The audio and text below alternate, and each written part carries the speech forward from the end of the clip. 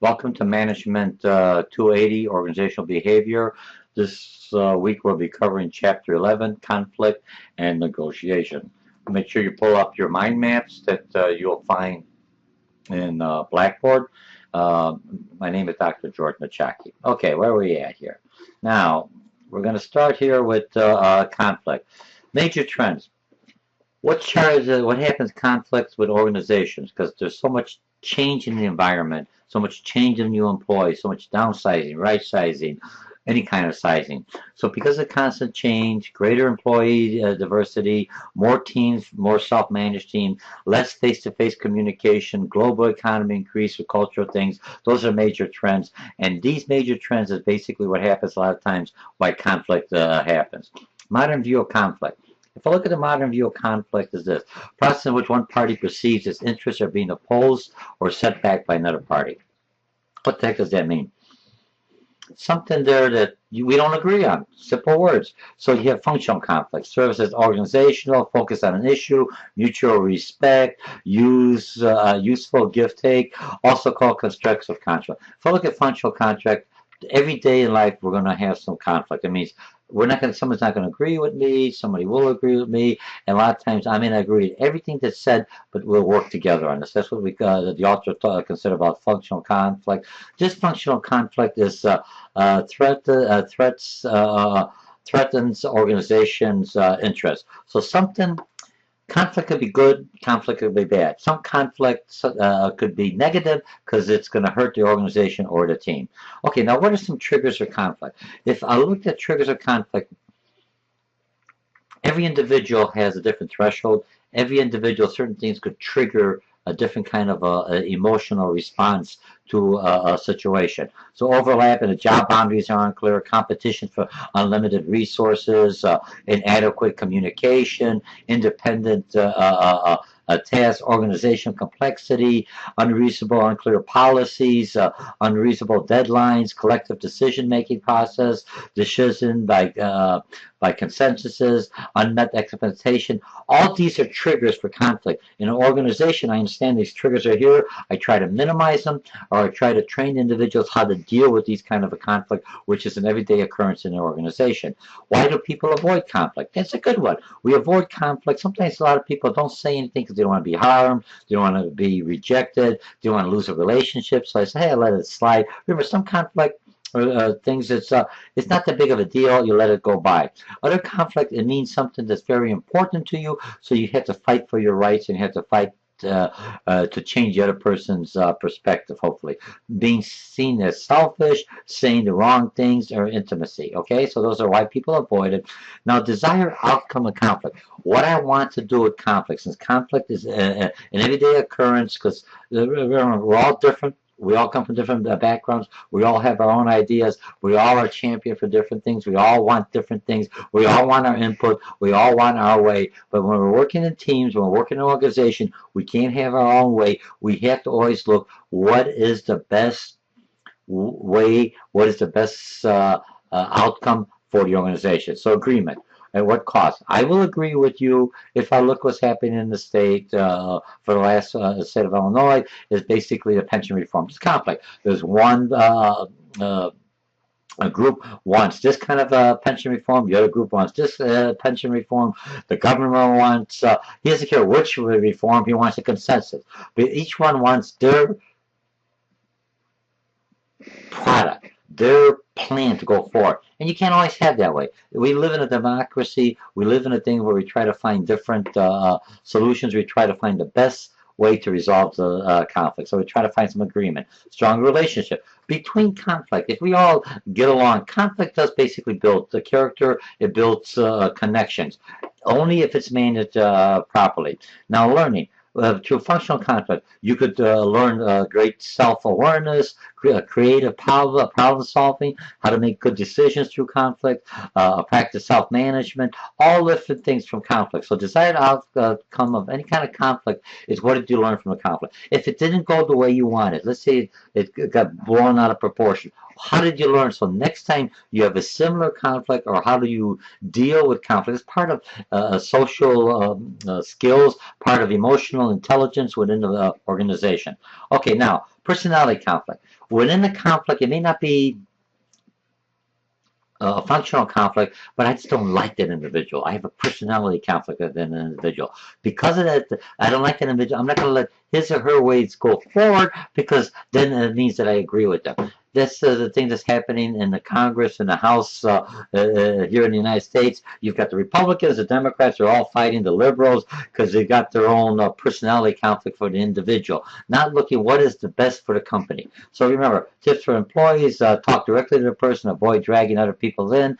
If the boss is dysfunctional, or if it's dysfunctional, call the supervisor to take care of it. Tips for third parties, try not to take sides. Managers, investigate, document, take corrective action, feedback, attempt informal dispute, refer to HR if needed. Workplace incivility. If I look at how should I act within an organization? Remember, example, sexual harassment, inappropriate sexual comments, racial slur. You see what's happening with the Dean scandal, the Food Network, Miss Dean, because she had a racial slur, lost her job. That basically gets people upset. She's not looking at anything else. They just think she's a racist or she's a sexist or he's a sexist, all right? So age-related ridicule, ridicule about sexual orientation, or ridicule about one's disability. All right, so that's one way to try to minimize the conflict, as long as you understand these are triggers, these are things that could cause conflict, and how do I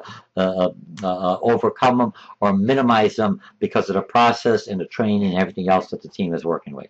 Now, the other thing about conflict and negotiation is, you could be between labor union, or it could be between team members. How do I manage it? Make sure you eliminate negative interaction, team building exercises, encourage friendship, foster positive things, in-group thinking, all seeds, contact hypothesis, how to handle it. So when I look at the contact hypothesis, learn how to handle certain conflicts, certain situations, certain individual. This is what makes you a strong leader. This is what makes the team work well, as long as the team knows how to manage it. Okay, and then when you look at your concept map, how to build cultural relationship.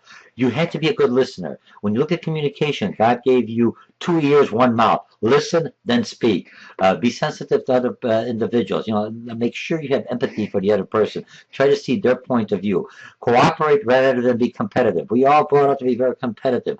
Now, because we're all working in teams, we have to work in teams. We have to work as a whole. We have to start taking the competitive from a team perspective, but you have to kind of pull it back a little bit more and look more as a cooperative, work more of as a team, cooperating with each other. Partnership leadership, compromise rather than dominate, rapport through a conversation, emphasize in harmony, nurture others, and develop through a mentorship. Now, work-family conflict. If I look at conflict, the other parts of conflict in an organization is work versus family. We always talk in organizational behavior. What you're trying to figure out is, how do I find the balance for the employee? So he is very, or she's very, when you're at work, you do the work. When you're at home, you're at home. But sometimes work spills over to the home, and sometimes home spills over to work. So make sure begins at home. Employer response to supportive philosophy, informal flexibility in work hours, allowing people to work at home, like I'm doing here. I can do all these recording at the school, but it's a lot easier doing it at home because I do it at my time and still be here if the family needs me, supportive boss, and a variety of others. Program conflict. When I look at conflicts there, look at the devil's advocate. The devil's advocacy is someone assigned to a role of a critic. Remember, constructive criticism. We like to give criticism, we don't like to take it. So make sure you know how to do it. Dialectic method is basically fostering the opposing viewpoints to better understand it. And your book talked about different, see on page 287, organizational behavior book, a devil's advocate, and dialectic method. Okay, 5 conflict handling styles. Integration, select a solution appropriate for complex things. Smoothing, be nice to your boss. Appropriate when it's possible to get something in return.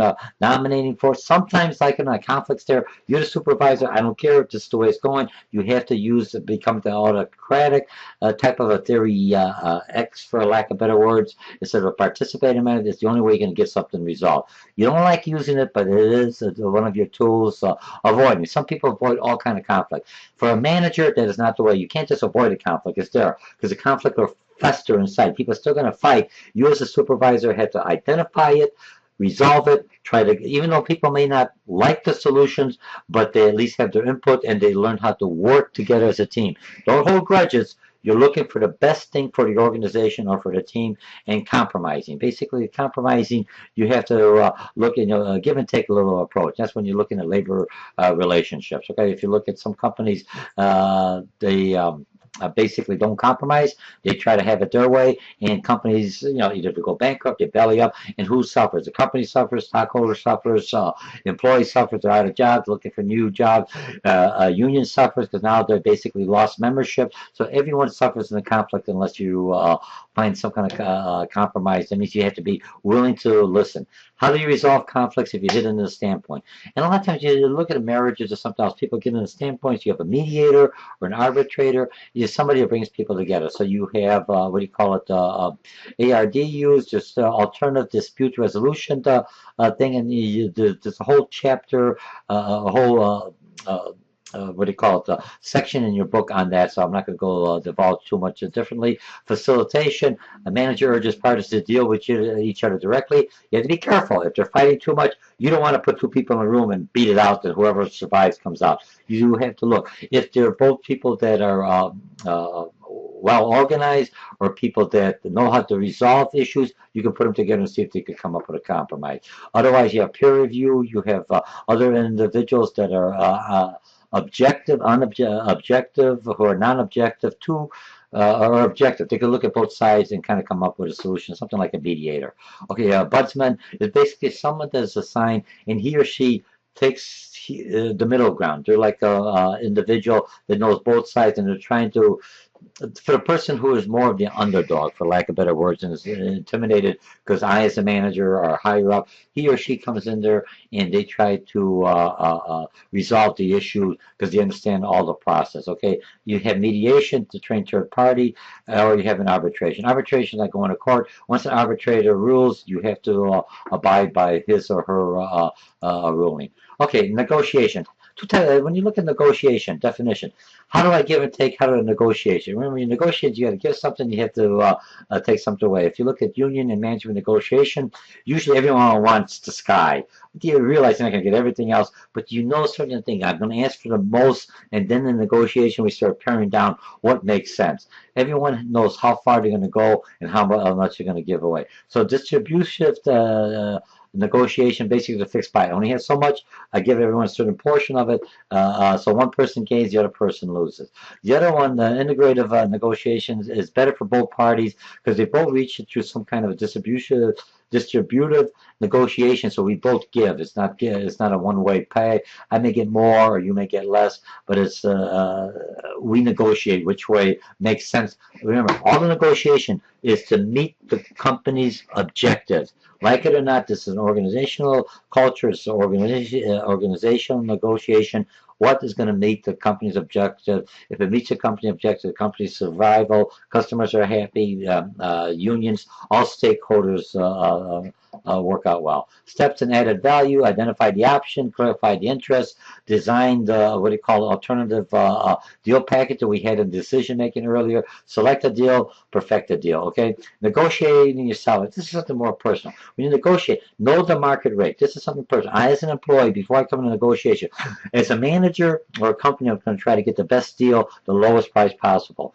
As an employee, this way, if you're looking at your job, know how much you're worth, know what value you bring into the company, know how much you could get outside the organization. So when you come from the negotiation, you already know. Consider the economy. Right now, there's a lot of people don't have a job. You may not have the same strong negotiation as a fully employed organization. Come and say, okay, fine, you may not want this. You're asking for too much. There's 100 other people that have more skills, higher, and are willing to work for a lower amount. So don't cut off your nose just because you think you have anything else and you lose your job, you lose the negotiation. Come in there, think of what's going on. You have to understand the environment. Be honest. Don't go first. Try to let the company tell you what they're going to offer and then see what kind of you counter offer. Almost like if you look at the pawn shop when you're looking at it, you come in and they say, well, what are you going to offer me? What do you want? They're going to ask the individual first.